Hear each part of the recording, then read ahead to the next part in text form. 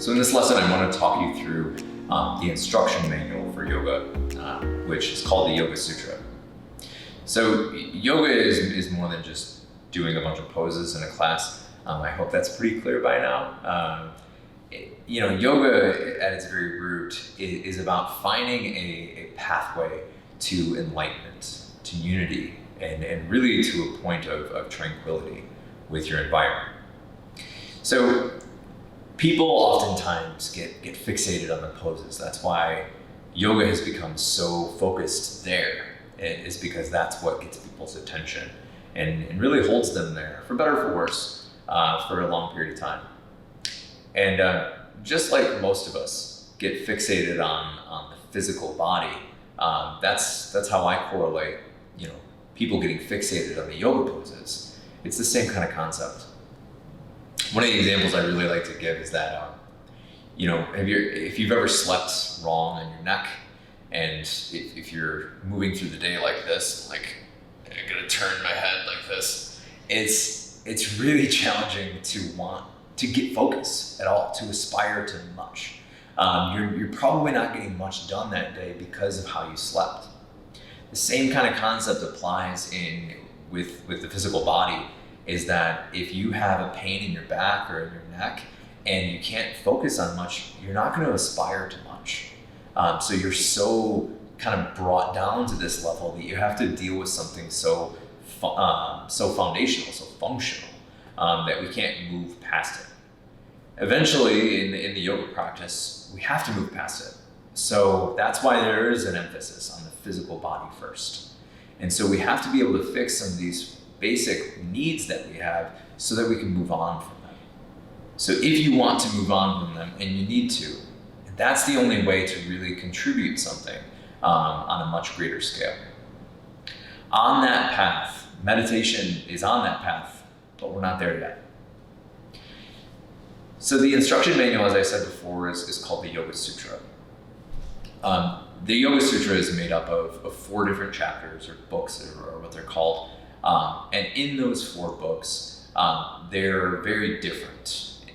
Each book is quite different from the next. In the first chapter, it really explains the mind, and it really has a big focus of your mind, and how it functions, and all the different patterns that it has. And then it goes through this and explains the principles that somebody has to have in order to achieve self-realization or enlightenment. So as the first book opens up, the very first few directions in the Yoga Sutras is to really understand that in order to have this process of creating unity, what we have to do first is harness these erratic thought patterns that we have. And we do that to create a life of fulfillment and tranquility and peace of mind. We do that, and we become one with our essence in the process, all while not confusing ourselves or our identity, our true identity. You see, that as the thesis of yoga really shows that yoga is much more than that physical exercise. In fact, yoga in that whole first book doesn't even touch on that at all. Yoga is very much a psychology. It's an understanding of and a study of the healthy mind. And that's why it's such a powerful difference in what the common understanding or misunderstanding of what yoga is, like the boundaries of what yoga is today.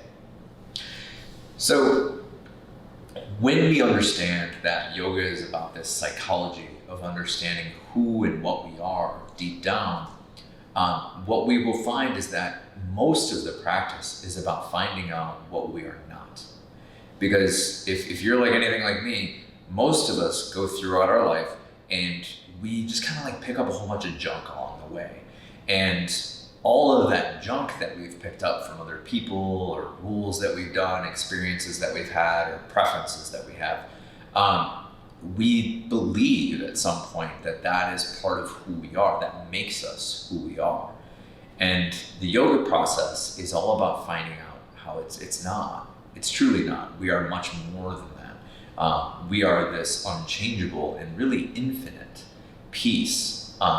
There's this unchangeable and infinite peace within us that we have to connect to. You see, most of us are walking around with all of those impressions that I mentioned, and those impressions cloud the truth. And that's why this whole first book is called, or what I like to call it, is the why of yoga. So if we skip ahead into the second chapter, the second book I like to call is like the how of yoga. It really gives you these practical steps in order to walk the path, if you will.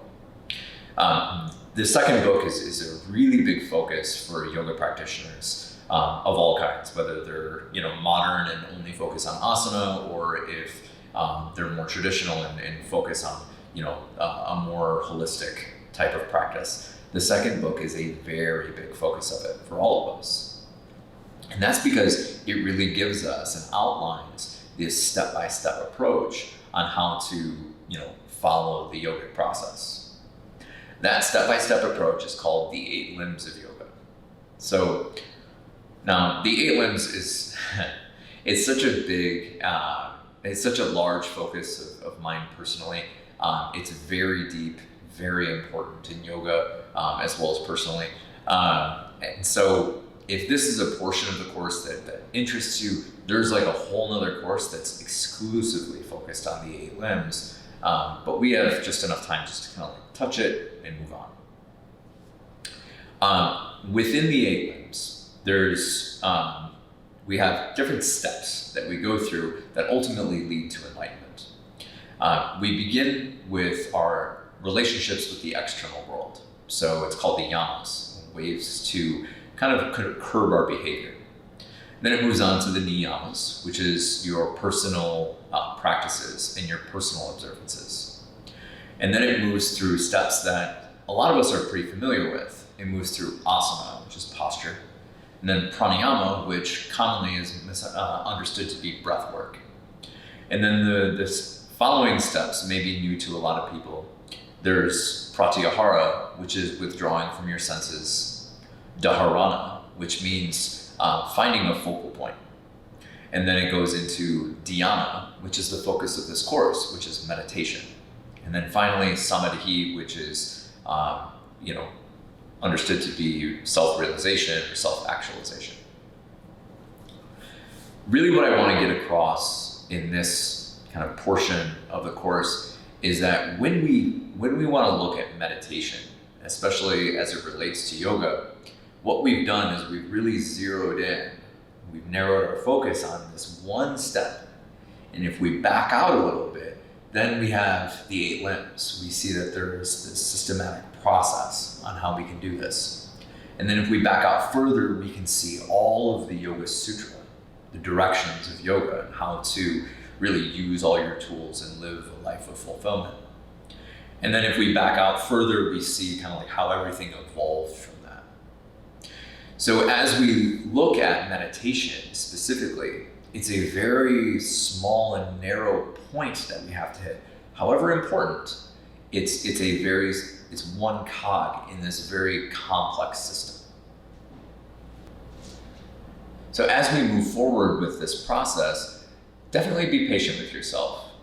Be relaxed and allow the meditation to come to you. The way I like to think of Kriya meditation is this. You're going to do some fundamental poses and some fundamental breath work, which ultimately it's going to set the stage for meditation. But you really can't force the meditation.